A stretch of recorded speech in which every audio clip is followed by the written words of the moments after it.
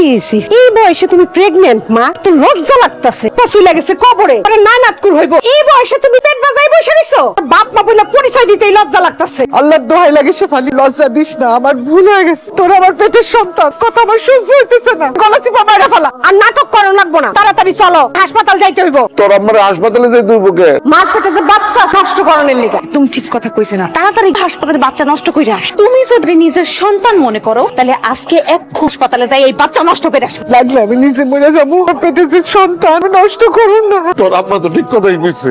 সুস্থ জ্ঞান এটা পাপ। একটা মানুষ যে এখনো দুনিয়ার আলো দেখে না, আমরা কেমনে করে বাইরে ফেলাই? চুপ করো ফারজানা। মিতু আপোষে যদি না যাইতে চায়, জোর করে হাসপাতালে নিয়ে বাচ্চা নষ্ট করতে গো।